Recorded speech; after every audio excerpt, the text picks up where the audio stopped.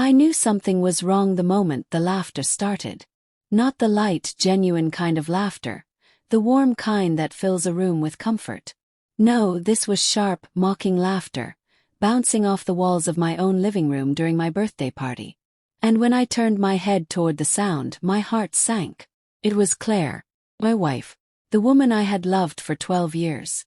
She was standing near the kitchen island, wine glass in hand, surrounded by her friends. And in the middle of her story, I heard the words that would cut me deeper than anything I had ever known. Honestly, being married to Daniel feels like dragging around a dead weight sometimes. I mean, he tries, bless him, but really, I could have done so much better. The room erupted into laughter. Even her best friend, Rachel, tried to stifle a giggle but failed. My face burned, and suddenly the cheerful birthday banners and glowing candles on the cake felt grotesque, like props in some cruel play. I stood frozen, gift bag still in my hands, watching as my wife mocked our marriage like it was a punchline. The cracks I ignored. It wasn't the first time Claire had jabbed at me in public. Over the years, she had slipped in little barbs at dinner parties, about how I wasn't ambitious enough, how I wasn't as charming as so-and-so's husband, how I should hit the gym more often. I had laughed it off, telling myself it was her way of teasing. But this wasn't teasing. This was humiliation.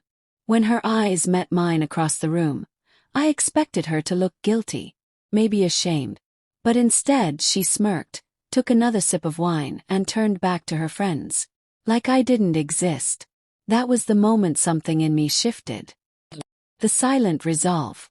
I made it through the rest of the evening like a ghost at my own party. Smiles plastered on my face.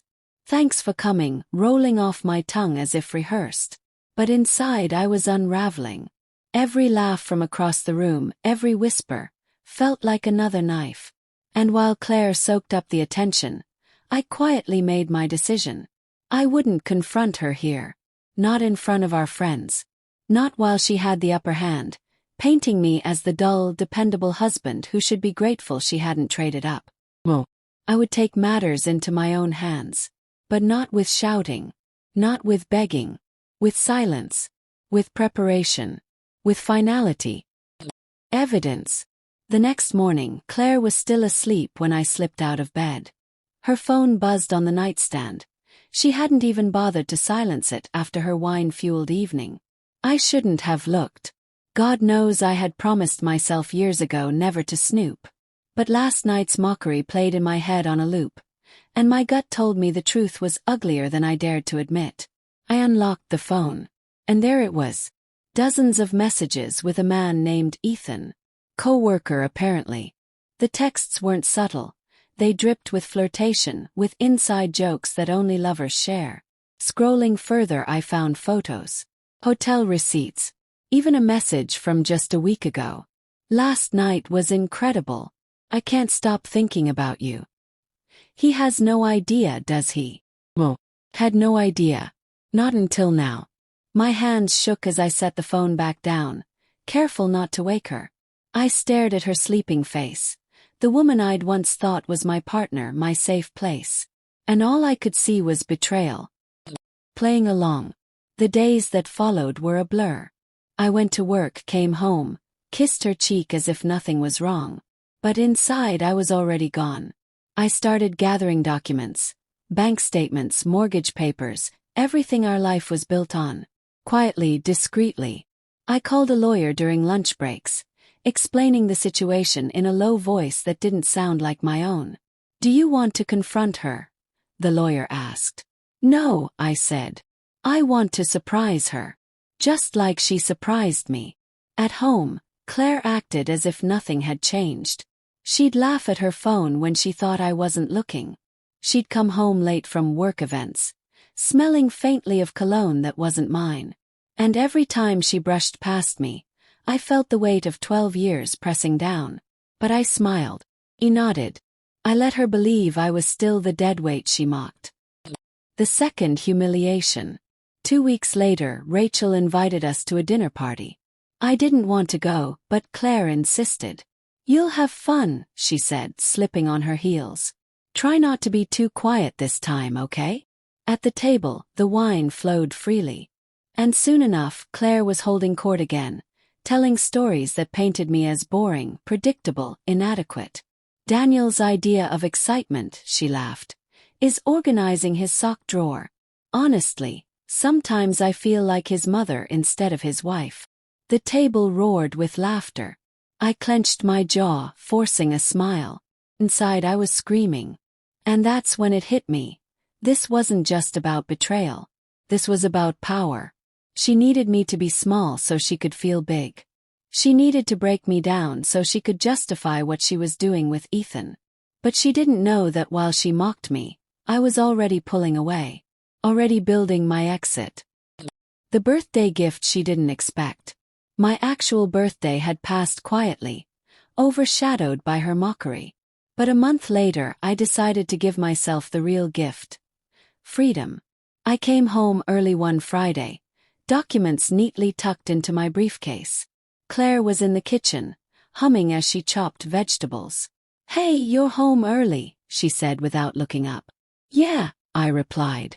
My voice was calm, steady, almost frighteningly so. I set the envelope on the counter. "What's this?" she asked, wiping her hands. "Divorce papers." Her smile faltered.